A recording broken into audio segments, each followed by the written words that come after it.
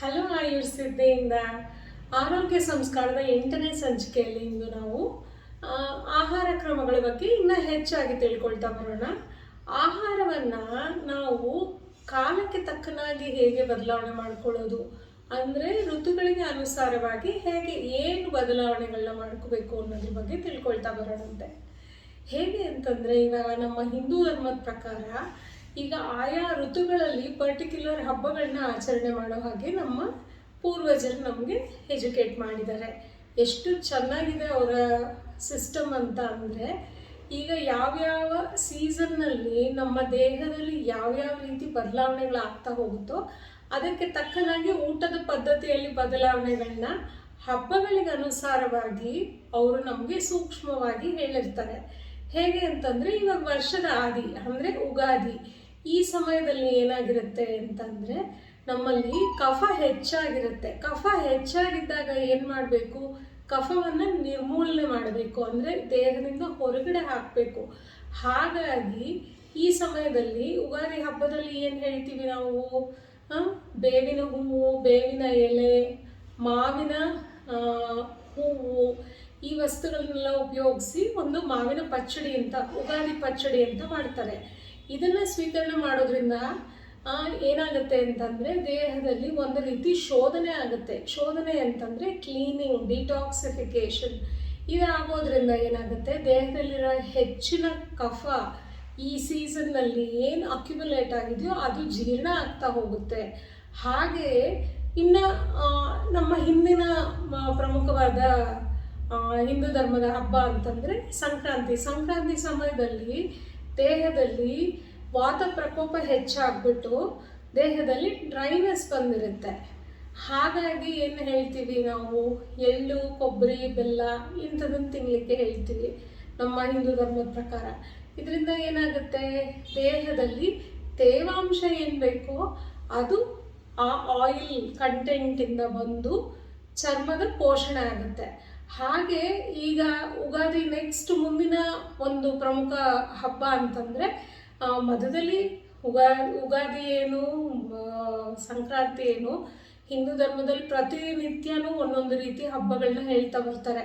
ಆದರೆ major turn over ಆಗೋದು ಮತ್ತೆ ಆಗೋದು ದೀಪಾವಳಿ ಹಬ್ಬದಲ್ಲಿ ಮೇಜರ್ ಏನು ಮಾಡ್ತೀವಿ, ನೀರು ತುಂಬೋ ಹಬ್ಬ. ಯಾಕೆ ಅಂತಂದರೆ, ಈ ಮಳೆಗಾಲ ಮುಗಿದು ಚಳಿಗಾಲ ಆಗೋ ಟೈಮ್ನಲ್ಲಿ ಏನಾಗಿರುತ್ತೆ, ನೀರಿನಲ್ಲಿ ದೋಷಗಳು ಹೆಚ್ಚಾಗಿರುತ್ತೆ. ಹಾಗಾಗಿ ನೀರಿನ ಸ್ಟೋರೇಜ್ ಏನೇನಿರುತ್ತೋ ಅದನ್ನೆಲ್ಲ ಥರೋ ಆಗಿ ಕ್ಲೀನಿಂಗ್ ಆಗಬೇಕು ಅನ್ನೋದಕ್ಕೋಸ್ಕರ ಆ ಸಂಸ್ಕಾರವನ್ನು ಹೇಳ್ತಾರೆ.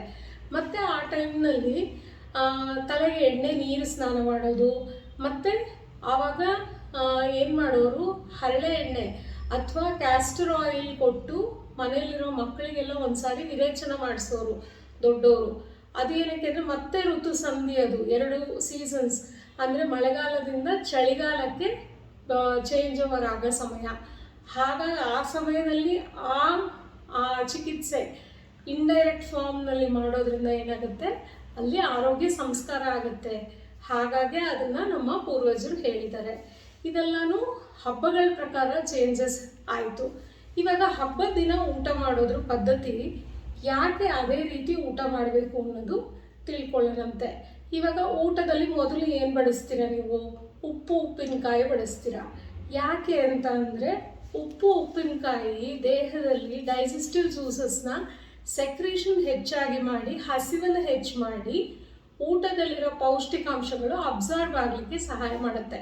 ಹಾಗಾಗಿ ಅದನ್ನ ನೆಕ್ಸ್ಟ್ ಬರೋ ಪದಾರ್ಥ ಕೋಸಂಬರಿ ಅಥವಾ ಸಲಾಡ್ ಅಂತ ಇವಾಗಿನ ಜನ ಏನು ಹೇಳ್ತಾರೆ ಅದು. ಯಾಕೆ ಅಂದರೆ ಅದು ಹೆವಿ ಫಾರ್ ಡೈಜೆಷನ್, ಅಂದರೆ ಅದನ್ನು ಜೀರ್ಣ ಮಾಡಲಿಕ್ಕೆ ಜಾಸ್ತಿ ಆ್ಯಸಿಡ್ ಸೆಕ್ರೇಷನ್ ಬೇಕಾಗುತ್ತೆ. ಹಾಗಾಗಿ ಪ್ರಾರಂಭದಲ್ಲಿ ಅದನ್ನು ಊಟ ಮಾಡಿದಾಗ ಎಷ್ಟು ಆ್ಯಸಿಡ್ ಸೆಕ್ರೇಷನ್, ಕಾರ್ಬೋಹೈಡ್ರೇಟ್ಸ್ ಅಂದರೆ ಅನ್ನ, ಸಾರು, ತರಕಾರಿ ಇದನ್ನು ಜೀರ್ಣ ಮಾಡೋಕ್ಕೆ ಎಷ್ಟು ಬೇಕೋ ಅಷ್ಟು ಉಳ್ಕೊಂಡು ಮಿಕ್ಕಿದ ಕಾನ್ಸಂಟ್ರೇಷನ್ ಆಫ್ ಆ್ಯಸಿಡ್ಸು ನ್ಯೂಟ್ರಲೈಸ್ ಆಗಬೇಕು. ಹಾಗಾಗಿ ಅದಾದ ನಂತರ ಬೆಂದಿರೋ ತರಕಾರಿಗಳು ಚೆನ್ನಾಗಿ ಜೀರ್ಣ ಆದಮೇಲೆ you have to reach for carbohydrate. ಅಂದರೆ ಚಪಾತಿ ಆಗಲಿ, ರೊಟ್ಟಿ ಆಗಲಿ, ಮುದ್ದೆ ಆಗಲಿ, ಅನ್ನ ಆಗಲಿ ತಿನ್ನೋದು. ಇದರ ನಂತರ ತಿಂದಾಗ ಏನಾಗುತ್ತೆ, ನಿಮಗೆ ಎಷ್ಟು ಕ್ವಾಂಟಿಟಿ ಕಾರ್ಬೋಹೈಡ್ರೇಟ್ ಬೇಕೋ ಅಷ್ಟು ಮಾತ್ರ ನಿಮಗೆ ಸೇರುತ್ತೆ. ಅಷ್ಟರಲ್ಲಿ 1ರಿಂದ 2 ಭಾಗದಷ್ಟು ಹೊಟ್ಟೆಯ ಭಾಗ ಕಂಪ್ಲೀಟಾಗಿ ಫಿಲ್ ಆಗಿರುತ್ತೆ. ಹೀಗಾಗಿ ಒಂದೊಂದಕ್ಕೂ ಒಂದೊಂದು ಪೊಸಿಷನ್ ಹೇಳ್ತಾ ಬರ್ತಾರೆ.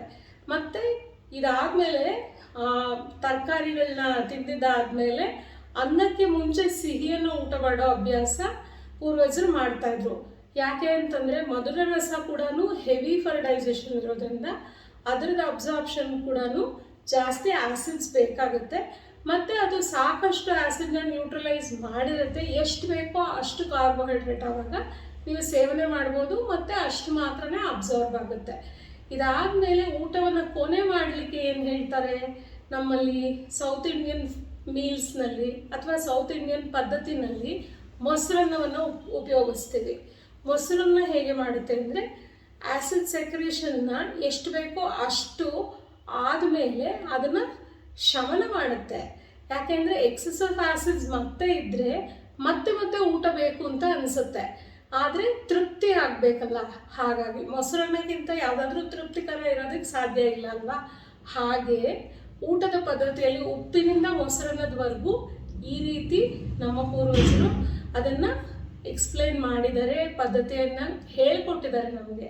ಅದನ್ನು ನಾವು ಅಳವಡಿಸ್ಕೊಂಡ್ರೆ ನಮ್ಮ ಆರೋಗ್ಯ ತುಂಬ ಚೆನ್ನಾಗಿ ಸುಧಾರಿಸುತ್ತೆ.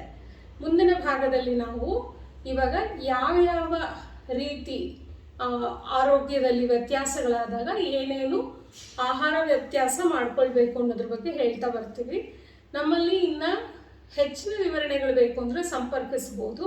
ಆನ್ಲೈನ್ ಮತ್ತು ಆಫ್ಲೈನ್ 2 ರೀತಿ ಕನ್ಸಲ್ಟೇಷನ್ಸ್ಗೆ ನಾನು ಅವೈಲೇಬಲ್ ಇರ್ತೀನಿ. ನಮ್ಮದು ಫೋನ್ನಲ್ಲಿ